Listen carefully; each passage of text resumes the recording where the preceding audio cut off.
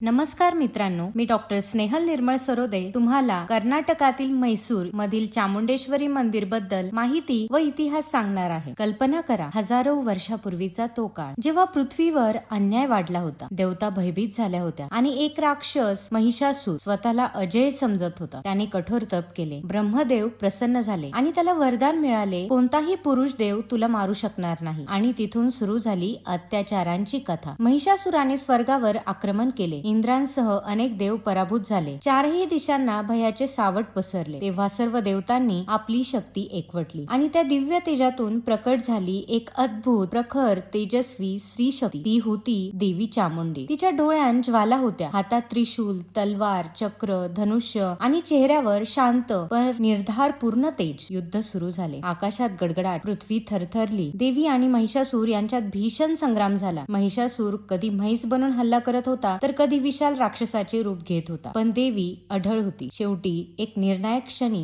देवीने त्रिशूलाने प्रहार केला आणि महिषासुराचा अंत झाला. त्या दिवशी विजय झाला तो सत्याचा, धर्माचा आणि स्त्री शक्तीचा. जिथे हा संग्राम झाला त्या पवित्र स्थळी उभारले गेले मंदिर आजचे चामुंडेश्वरी मंदिर. चामुंडी हिल्स या नावाने ही टेकडी ओळखली जाते. म्हैसूर या शहराचे नावही महिषासूर या नावावरून पडल्याचे मानले जाते. इतिहास पुढे सरकला. 12व्या शतकात मंदिराची स्थापना झाली. पुढे विजयनगर साम्राज्य आणि नंतर वाडेयर राजघराणे. देवी चामुंडेश्वरी ही त्यांची कुलदेवता होती. म्हैसूरचा भव्य दसरा उत्सव आजही देवीच्या कृपेने साजरा केला जातो. द्रविड शैलीतील 7 मजली गोपुरम, सुंदर कोरीव काम, गर्भगृहात 8 हातांची तेजस्वी मूर्ती, प्रत्येक हातात अस्त्र, प्रत्येक अस्त्रात शक्ती. देवीचे दर्शन घेताना मनात एकच भावना उमटते, आई मला सामर्थ्य दे. टेकडीवर जाणाऱ्या 1000 पायऱ्या आणि मध्येच एक विशाल नंदीची मूर्ती. भक्त पायऱ्या चढताना जप करतात, जय चामुंडेश्वरी. नवरात्रात येथे दिव्य वातावरण असते. देवीला 9 दिवस 9 वेगवेगळ्या रूपांत सजवले जाते. दसऱ्याच्या दिवशी संपूर्ण म्हैसूर उजळून निघतो. हे फक्त उत्सव नाही, ही श्रद्धेची परंपरा आहे. आजही हजारो भक्त संकट मोचनासाठी, यशासाठी, आरोग्यासाठी येथे येतात. टेकडीवरून दिसणारा सूर्यास्त